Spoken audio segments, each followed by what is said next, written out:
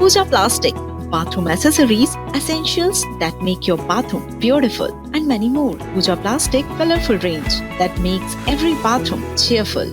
अब खबर इंदौर से, जहां पर चोरी की वारदात को अंजाम दिया गया है। बताया जा रहा है कि 30 लाख के सोने के जेवर चोरी किए गए हैं। सोने घर में चोरों ने धावा बोला और 30 लाख की ज्वेलरी पार कर दी है। 30 लाख रुपए नगद भी यहां से लेके गए हैं चोर। मोहल्ले के सीसीटीवी में घर में घुसते हुए चोरों को देखा जा सकता है। ये तस्वीरें आप देखिए सीसीटीवी फुटेज में। 3 चोर यहां पर नजर आ रहे हैं।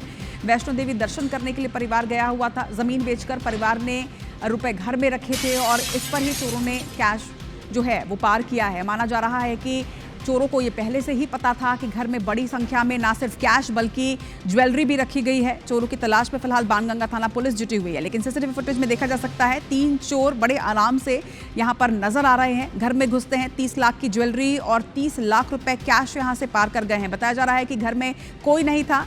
परिवार वाले वैष्णो देवी दर्शन करने के लिए गए हुए थे और इस बीच सूने मकान को चोरों ने अपना निशाना बनाया। मोहल्ले की सीसीटीवी में घर में घुसते हुए चोरों को देखा जा सकता है। इसी सीसीटीवी फुटेज के आधार पर फिलहाल पुलिस आरोपियों की तलाश कर रही है।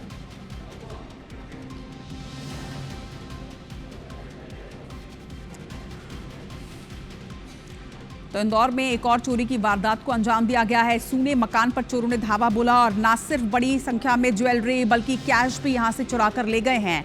अंशुल मुकाती हमारे संवाददाता हमारे साथ जुड़ रहे हैं। अंशुल, जिस तरह से सीसीटीवी फुटेज में भी देखा जा सकता है कि चोर बड़े आराम से आते हुए नजर आ रहे हैं, इसके साथ ही संभवतः चोरों को पहले से पता था कि मकान सूना है और इसके साथ ही वहां बड़ी संख्या में उन्हें ना सिर्फ कैश बल्कि ज्वेलरी भी मिलेगी, यानी कि पहले से ही रेकी कर ली गई थी संभवतः।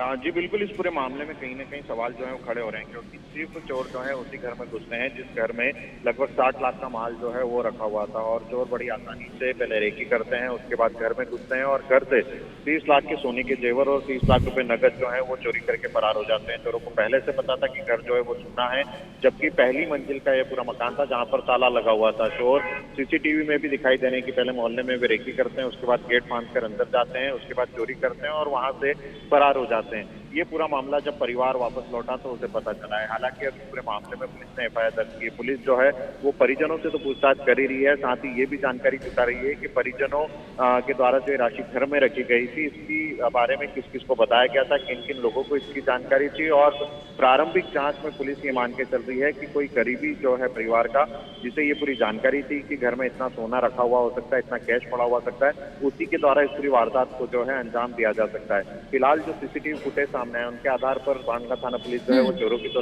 तलाश कर ही रही है। जो परिजन है उनसे भी इस पूरे मामले में पूछताछ की जा रही है और उसके बाद जल्दी खुलासा करने का दावा जो है पुलिस के द्वारा इस पूरे मामले में किए जा रहे हैं।